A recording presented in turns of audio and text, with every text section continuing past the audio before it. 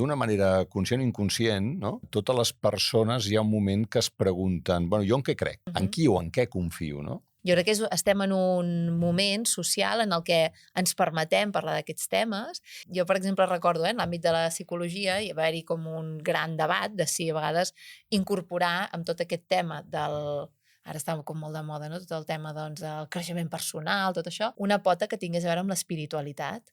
I jo recordo que fa uns anys enrere hi havia molts companys i companyes que em deien home, no és que aquest tema de l'espiritualitat, això té a veure amb la religió, això no podem nosaltres. I ara cada cop estem veient més que per aquest sentiment de benestar emocional, tota la part que té més a veure amb creure en alguna cosa, sobretot en moments on la vida et posa en un sotrac molt dolorós, et dona aquesta capacitat per poder-te aixecar.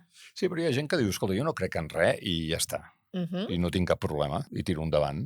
És possible no creure en res. La verbalització de no crec en res, segurament creus en alguna cosa, però jo crec que quan es verbalitza té molt a veure amb alguna que té més a veure amb una espiritualitat, perquè segur que creus en alguna cosa, segur que creus ni que sigui el teu projecte vital, perquè si no creus en res, et porta amb una desesperança vital. Aquest concepte és com l'avançala d'aquestes depressions que et poden portar a allò que dèiem, la meva vida no té cap sentit.